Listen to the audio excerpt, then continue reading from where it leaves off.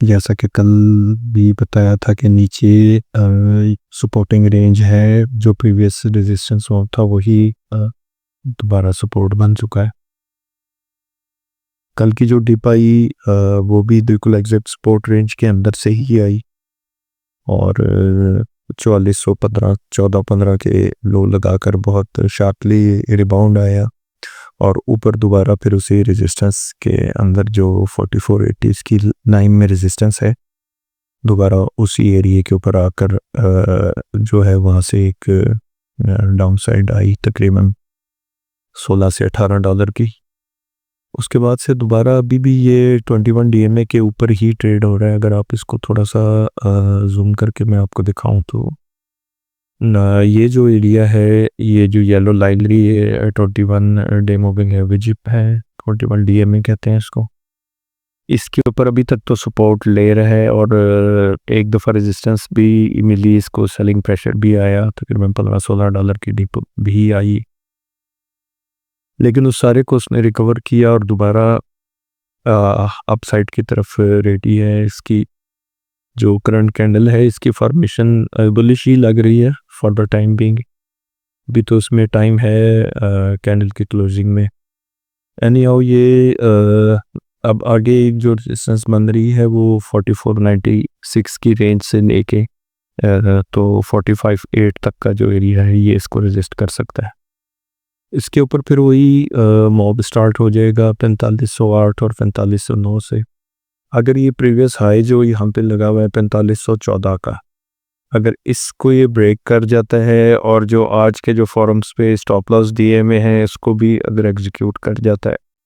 तो next selling की जो जगह बनेगी वो अराउंड इसके बननी है, ये कोई 4570-74 जैसी जगह बनेगी, वहाँ पर ये दोबारा सेलिंग में जा सकता है। और मोस्ट प्रोबेबली ये जो ऑल टाइम हाइज लगे हुए, ये जो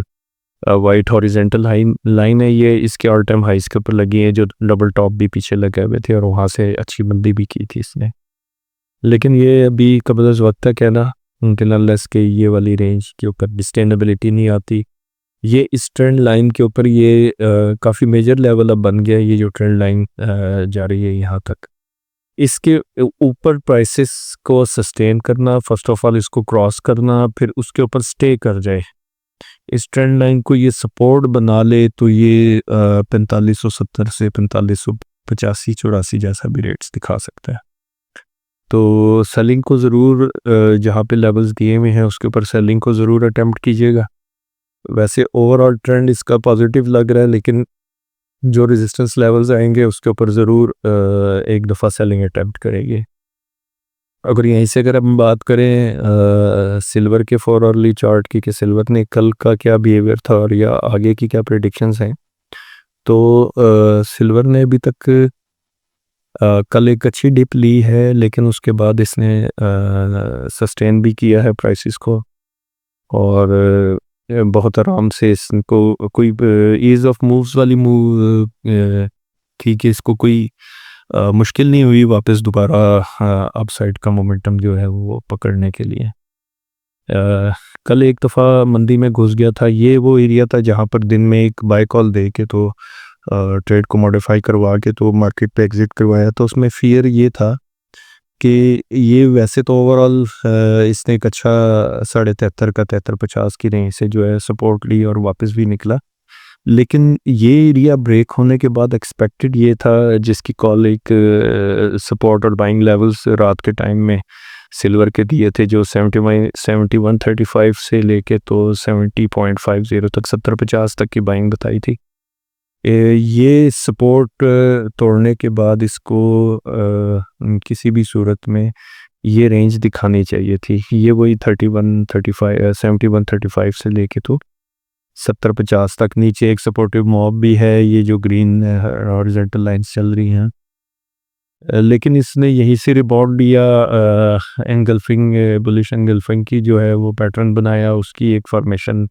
बनी। जितने समझ लें कि जितना डिक्लाइन इसमें आया था नेक्स्ट कैंडल में उतनी ही रिकवरी भी इसने दी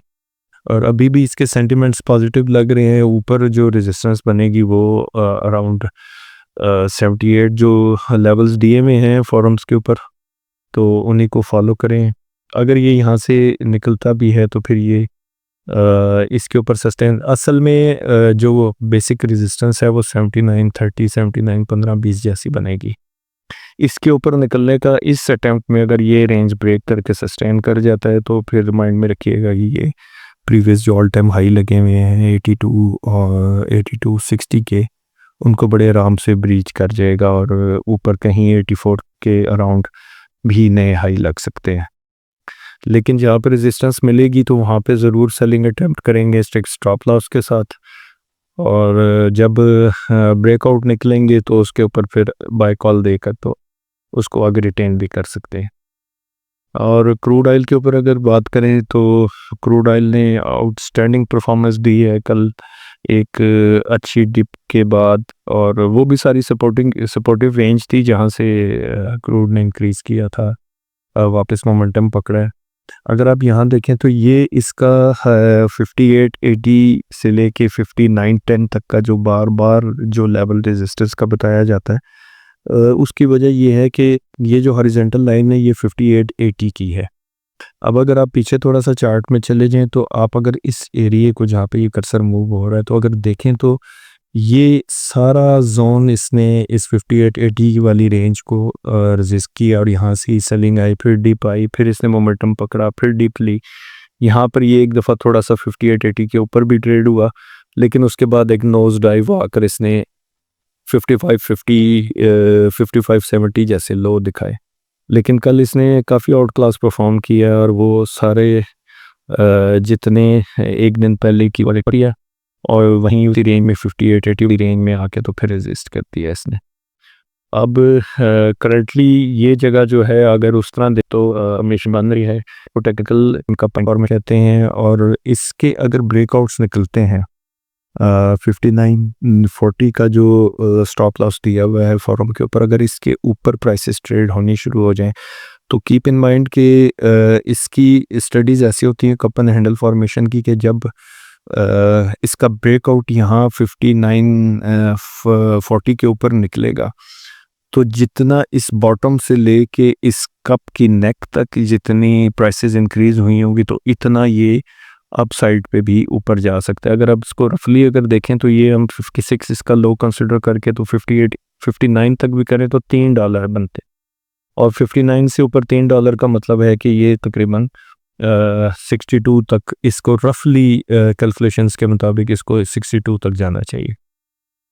लेकिन ऊपर जो है 6140 और 6210 की जो है बड़ी मेजर रेजिस्टेंस भी है, और उसके ऊपर निकलना जो है वो इसका टोटल ट्रेंड रिवर्सल की तरफ इसको ले जाएगा। इसको अगर थोड़ा सा वैसे ओवरऑल जर्नल इसको थोड़ा सा वाइड करके देखें तो ट्रेंड इसका नेगेटिव ही है, ये डाउन ट्रेंड में ही चल रहा है। लेकिन अब इसके सेंटिमेंट्स जो है वो इस मूव के बाद ये जो मूव आई है सेंटिमेंट्स पॉजिटिव लग रहे हैं कि ये जितने प्रेशर के साथ अप साइड पे आया उसके बाद इसने